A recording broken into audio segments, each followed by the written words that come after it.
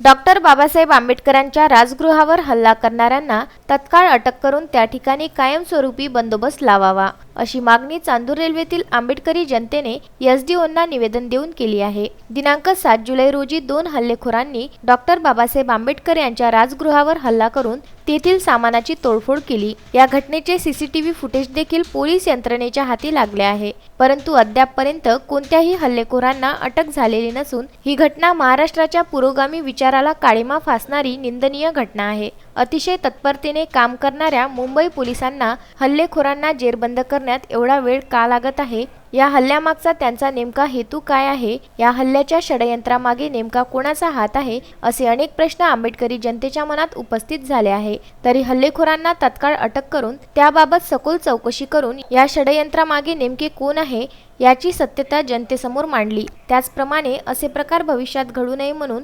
राजगृहावर कायमस्वरूपी बंदोबस्त तैनात करण्यात यावा। राजगृह हा आंबेडकरी जनतेचा अस्मितेचा प्रश्न असून कारवाई दिरंगाई केल्यास आंबेडकरी जनता रस्त्यावर उतरेल व त्याची पूर्ण जबाबदारी दिरंगाई करणाऱ्या यंत्रणेवर राहील, असा इशारा उपविभागीय अधिकाऱ्यांना दिलेल्या निवेदनातून दिला आहे। दादर येथे राजगृह डॉक्टर बाबासाहेब आंबेडकर यांच्या निवासस्थानी व आंबेडकर चळवळीचे एक श्रद्धास्थान म्हणून ओळखले जाणारा राजगृह इथे काही अज्ञातांनी 7 जुलै 2020ला काही इमारतीची तोडफोड केली आणि इमारतीला नुकसान पोहोचवलं।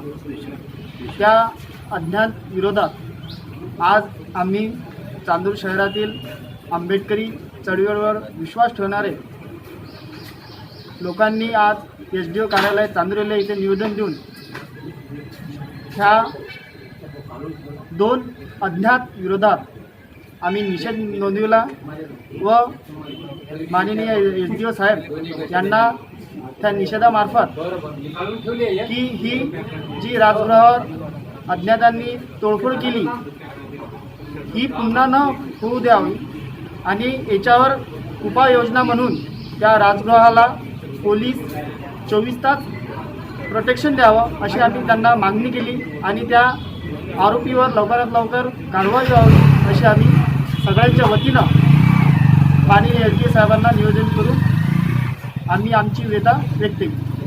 निवेदन देतेवेळी माजी नगरसेवक बंडू आठवले, प्रफुल्ल मकेश्वर, अजय राऊत, मनोज गवई, सुमित सरदार, अश्विन पाटील, विपुल चौरे, अनिकेत दाभाडे, रामचंद्र मकेश्वर, रोहित गवई, प्रकाश वानखडे, सुरेश काकडे, बबन वानखडे, अक्षय तसरे, विजय सरदार, सुमेध मेश्राम, अमोल बोरकर, गौरव खोब्रागडे, उषा मेश्राम, कविता नितनवरे, सिद्धार्थ वानखडे, संजय मकेश्वर, आकाश नितनवरे, रवींद्र मकेश्वर, अक्षय कांबळे, अमित वरठे, विनोद वानखडे, समीर वानखडे यांच्यासह आदी उपस्थित होते।